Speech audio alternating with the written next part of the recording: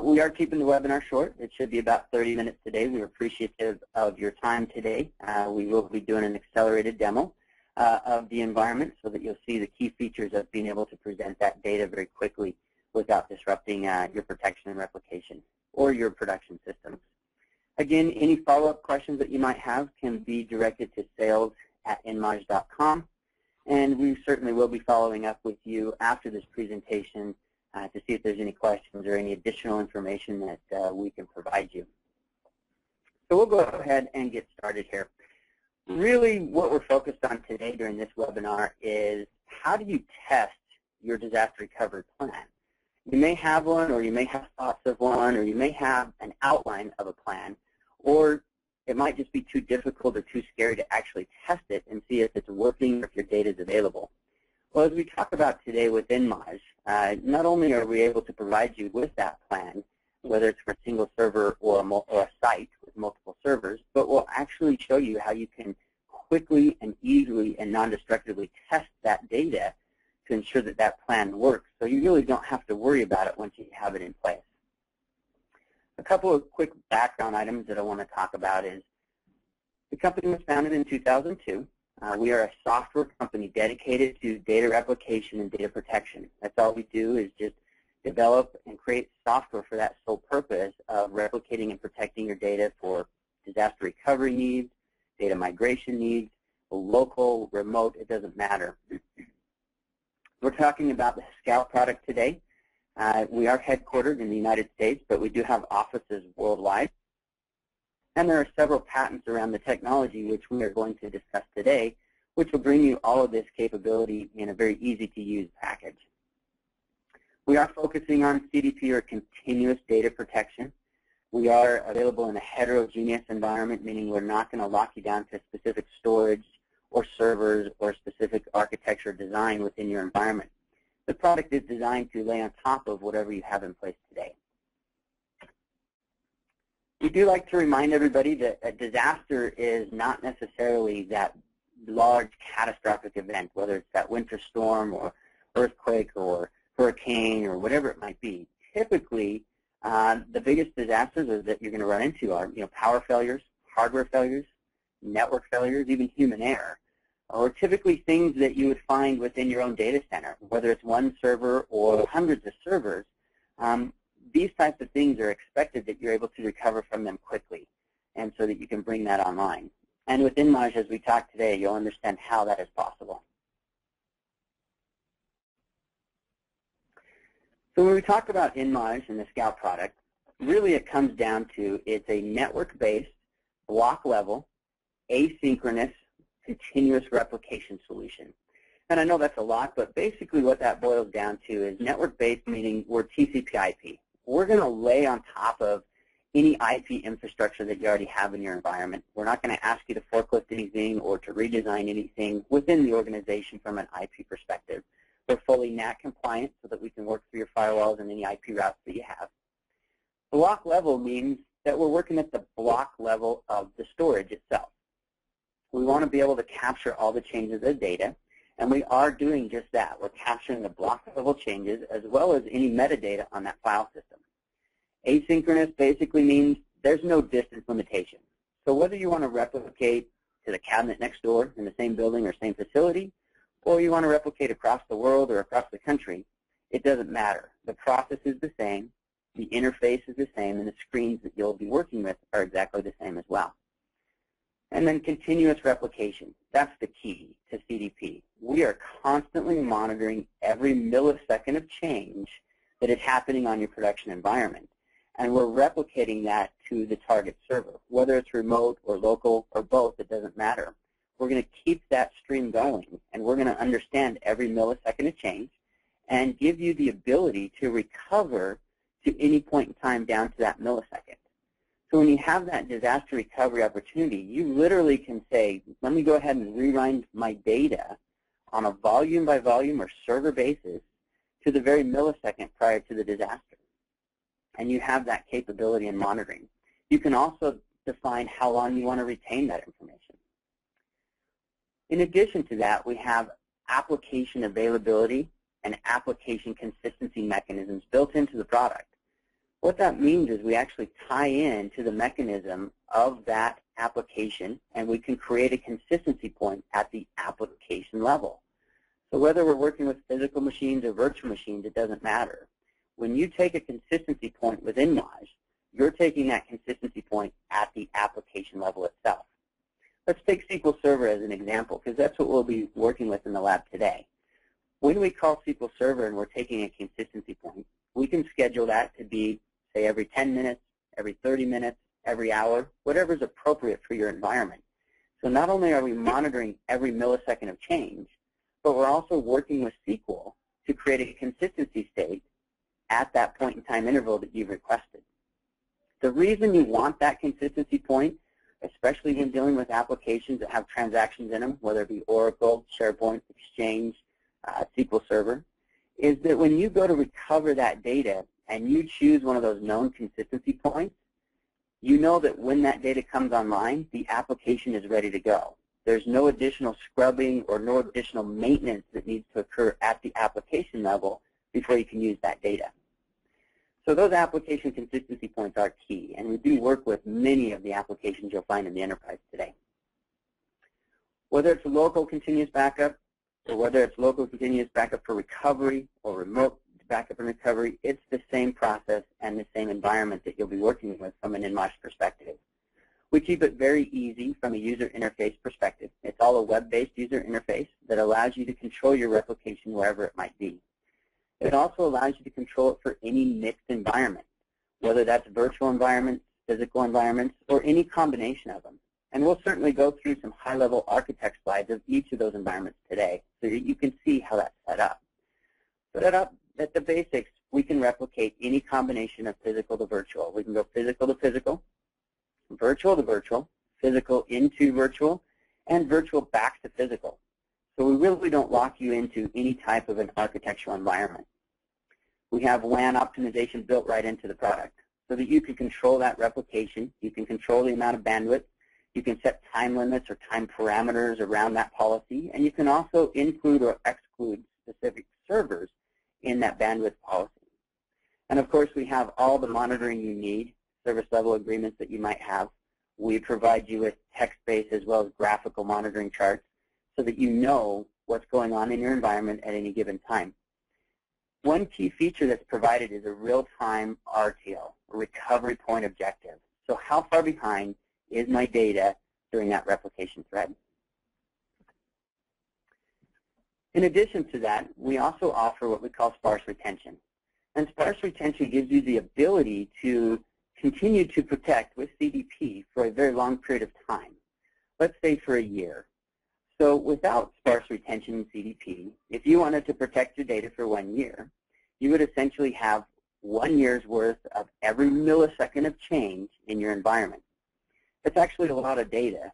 And worse than that, it takes a fair amount of time to read through that data to present what your data looked like a year ago. So with sparse retention, we give you the ability to retain fewer application points as the data gets older. You have full control over this, whether you want to enable it or not, and how granular you want to make it. But as an example, you could keep true CDP for a week, then perhaps the second week you want to maintain an hourly recover point, then perhaps the week after that you want to retain a daily recover point, and perhaps a monthly recover point, and so on and so forth, until you meet your needs of recovery and retention capabilities. Again, we're replicating at the block level. We want to keep that recovery point objective and the amount of bandwidth that's being used very low. We're not even sending full blocks. We're actually just sending the deltas or the changes of those blocks during our differential replication.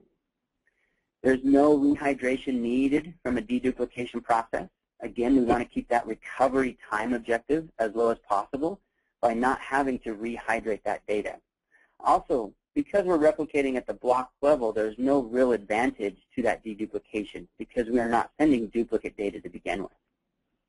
Just a small list of the most common applications that we work with: Exchange Server, Microsoft SQL, Oracle, SharePoint, MySQL, and there's many others across the Windows, Linux, and Unix platform that we work with at an application level.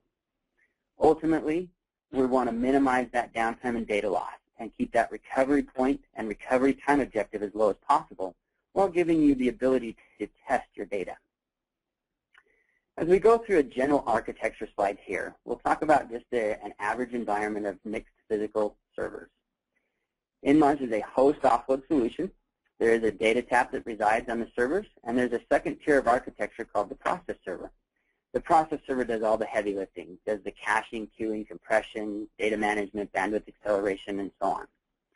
As we build out the target environment, we essentially are monitoring passively the write I/O in the production server, when we're just immediately sending it to the process server to do all the heavy lifting and to add any policy capabilities. At that point, we're then sending it to the remote site. This is basically a physical-to-physical or a non-virtual machine, non-VMware remote site or an unsupported virtual machines. We simply treat those machines as though they're physical clients, and we replicate the data content directly into them. We also provide a secondary server for controlling the environment and also offering failback services. We have full failover and failback capabilities. We have recovery capabilities at the application level, and we have caching and queuing capabilities if that WAN connection were to get severed or disconnected for any reason. You'd be able to reestablish replication very quickly. Also, by moving that control server to the secondary site, if you were to have a full primary site outage, you have all the user interface and capabilities and data that you need to recover that secondary site and bring it online very quickly. We also offer a consolidated method to bring your information down to tape so that you can simplify that tape backup process, perhaps getting rid of the grandfather, father, son rotation or the incremental forever logic, and just taking full backups on a weekly basis while maintaining InMage replication for a longer period of time for that quick and fast recovery. Now we'll get into basically how we do non-disrupted DR testing, and we'll take this through a myriad of different environments. The first thing we have here is our physical server environment. We have primary server setup, we have a secondary server setup, and we have replication going down to a replicated volume there. Essentially what we'll do is we'll select our recovery point that we want. We'll take that volume where the data is being replicated to it, and we will roll it back to that specific millisecond that we've requested or that consistency point in time. We will then present the volume non-destructively to the replication that's able to have read-write access to it. Users then can access the data on that volume, whether that volume's file system or whether it's hosting an application such as SQL or Oracle, it doesn't matter. You have full read-write access to that data. All the while, replication is still running in the background to the core storage that you've provided for that replication to occur. The users are just working off of a virtual point-in-time copy of that data. So the DR tests do not require additional storage in this case. They simply are a virtual representation of the data at the point in time that you've requested. Once you're done with that testing, you basically remove that virtual snapshot, and you're back to normal protection as you started there. Now we'll talk about maybe a Hyper-V or a Citrix Zen server environment. Again, we're focused on just the non-destructive DR testing. So in this simple environment, we have a hypervisor server. We have a handful of guest machines riding on that server. On the secondary site, we've again got the similar hypervisor server there. We may have some guest machines running, we may not, just depends on the environment. But what we do have is we have some storage allocated for that replication. So we are replicating from hypervisor to hypervisor. We're keeping that storage up to date. When it comes ready to test that solution, we simply, again, select our recover point, whether it's a point in time down to the millisecond or a consistency point of the application within the guest machine. And then we'll go ahead and we will present that guest non-destructively again. We're not breaking replication here. And users have full access to that running guest machine. Now, we presented that guest at a consistency point of the application. So if there were an application running on that guest, there's no additional steps that are needed. You simply start accessing that data. All the while, replication is continuing behind the scenes and still going to that primary storage. We're literally using that virtual point-in-time capability we just talked about on physical machines, but we're using it to bring this guest machine online. So those virtual snapshots in the DR test, they do not require any additional storage in this case either. Once you're done, you simply remove that snapshot. Everything cleans itself up, and replication continues as always. And so there's no disruption in your protection of your environment while that's going on, while the testing is going on. Now we'll talk about VMware. Again, non-disruptive testing. You actually have a couple of options in VMware. So with VMware, whether you're doing physical servers and doing a P2V convert, or whether you're doing virtual machine to virtual machine, you essentially have a guest machine that's up and running and that is receiving the many-to-one replication scenario. So you'll simply select the machines you want to protect. We will build ghost copies of those machines in the vSphere environment on the remote side. They will be powered down, but the replication and storage will actually go to this vContinuum target that's up and running. And we'll use our many-to-one capability to replicate all the volumes associated with the servers that you're protecting down to that one master target server. When it comes time to test your DR plan, and you want to test not only the data, but you want to test the entire server coming up, you simply select the server that you want to bring online. You'll walk through and provide a point in time that you'd like to recover to. Again, that could be down to the millisecond, or that could be a consistency point of the application. We will then clone that storage, and we'll present that cloned storage to that VM target that you want to bring online, and we'll allow you to update any metadata information, IP, VLAN segment, so on and so forth, to ensure that you don't have any conflicts with your production environment. And then ultimately, we'll power that machine online for you. At this point in time, replication is still occurring down to that vContinuum target, but you do have a point-in-time copy of that server up and running that you can run any DR testing with non-destructively. So this is the method in which you can test that entire machine and server power on. There's another method within VMware so that you can actually recover just the data or monitor just the data.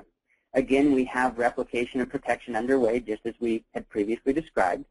You would again use the wizard to select the machine that you want to bring online. At this point in time, you would roll back that storage to the specific time or consistency point.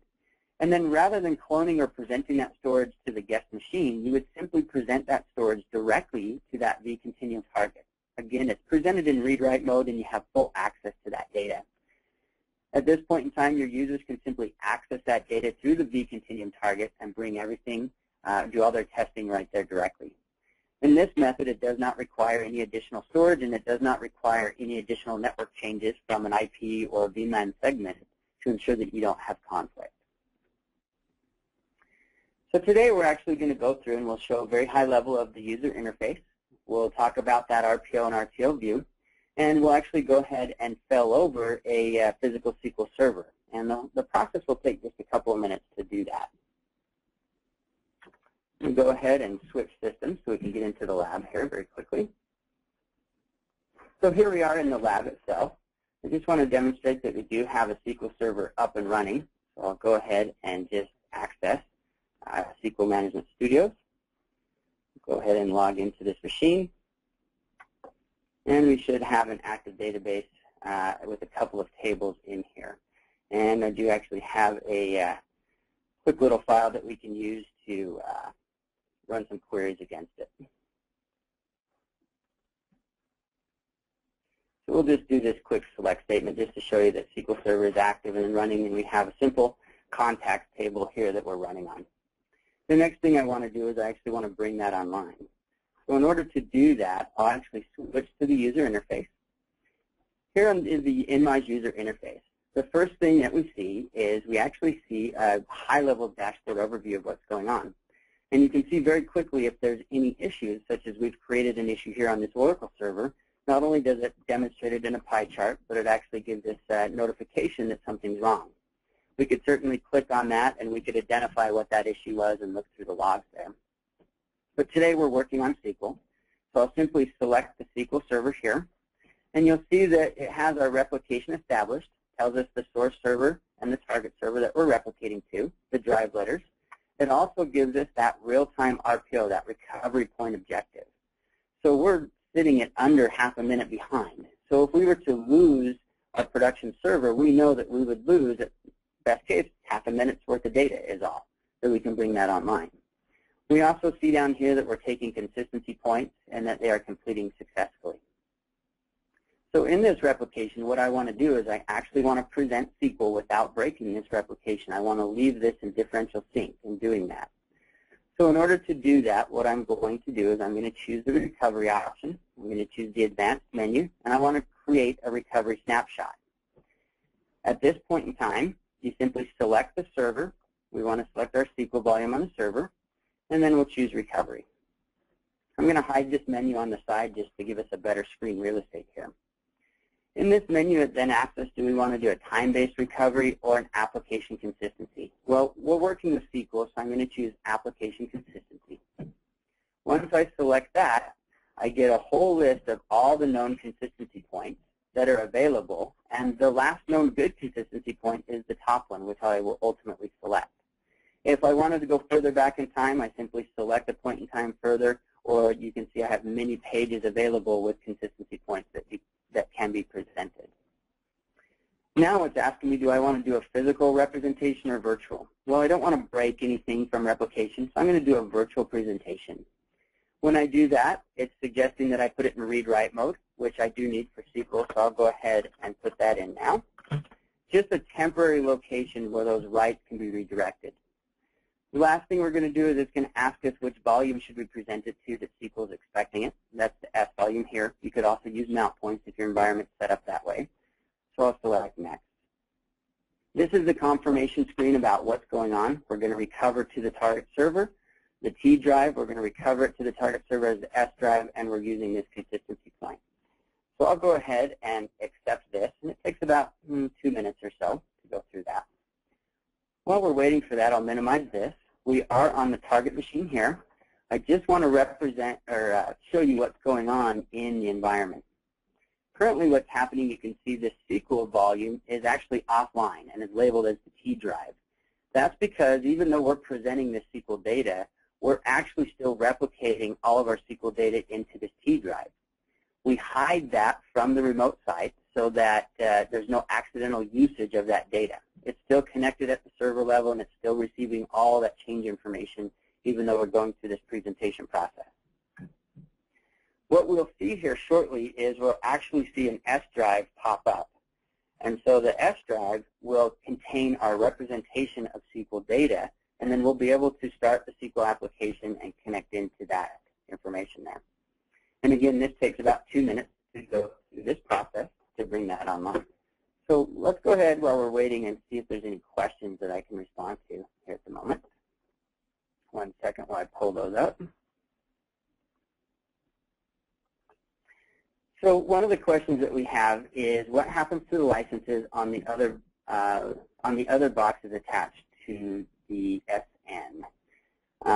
So from a licensing question, from an InMage licensing question, there's no issue there. It's a pooled license, so the licenses are allocated as needed for protection pairs there.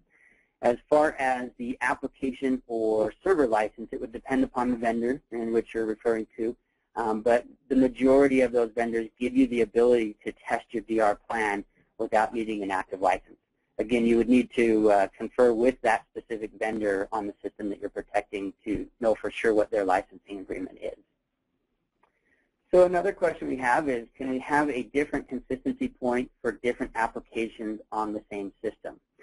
The answer to that is yes, you can. It is application specific, and so if you do take perhaps you have SQL and you want to have a file system consistency point and you don't want them in sync for some reason, you could set it up that way. It is best practice to sync those consistency points. That way when you bring that server online in an actual DR failover, everything is clean and ready to be brought online.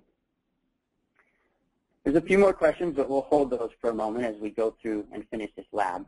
You'll notice now that the S drive is available, and I could simply navigate through this if I wanted to, and I could validate the file structure if I wanted to. But really, we're talking about SQL, so what I'm going to do is I want to start SQL Server. Again, remember, we're replicating in the background. I'm going to connect to the target machine here, and we'll go ahead and launch SQL. While that's launching for a second, just want to show you through the web UI. If I go back to the Monitor tab and SQL Server, you'll notice that we are still replicating. You'll notice also that the RPO is bumped up a little bit. That's simply because we have activity going on our SQL Server. But we're still under protection, even though we're going to present this data here shortly. So we bring this online. We have our databases. We have our InMage and our tables. And again, we can go ahead and grab a quick query here. And we'll go ahead and just run a context query. So we'll see once that query occurs, there's all our data, and we have a fully functioning read-write instance of SQL while replication is still going on in the background. So you can test that SQL data with read-write queries and go through that replication there. That's the accelerated demo that we wanted to show today. Let me go ahead and look at these questions and see if we can't respond to any more of them here. So the next question is, does virtual to virtual need to stay consistent between the hypervisors? So the answer to that is no, not necessarily. InMage works at the guest level of those hypervisors, regardless of which hypervisor you're working at. So you actually pick and choose exactly which guest machines you want to protect. You don't have to protect all of them. And so because of that ability to pick and choose and select the appropriate hypervisor guests, you don't have to have consistency between those hypervisors at all. Now, as far as version revision between hypervisors, you do need to follow the manufacturer's recommendation on that versioning. Typically, they like you to be on the same version release between the source and target machine there. The next question is, when you perform DR testing, how do you isolate the test environment from your production server environment? That's a great question, and there's several ways in which you can do that. The easiest which is simply by creating a VLAN segment so that you have isolated that from a networking perspective. You could make it as simple as disabling the NIC if you would like, so that when you bring that online, it's just a local test to make sure that data is there. So that's definitely something that you would want to work with your networking team to ensure that you don't have conflicts.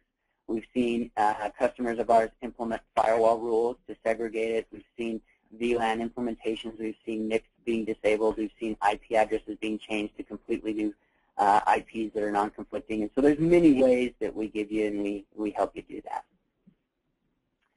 The next question is, does InMage support Unix? Yes, it absolutely does. We have a lot of support for Unix. We have Solaris support, we have HPUX support, and we have AIX support. So all of those major Linux distributions are completely and fully supported, not only from the operating system level, but from the applications that might be running in them, Oracle and whatnot. We also support LPARS within AIX, and any of the virtualization technology that you see in those Unix environments as well. I appreciate your attendance today, and I hope you enjoyed the quick demonstration of how we can bring SQL online without disrupting your replication. We're certainly happy to go through a more in-depth presentation or a more specific environment for what your needs might be, but certainly feel free to contact us at sales@inmage.com, or you can always reach us at 1-800-646-3617, and certainly follow us on Twitter at InMage.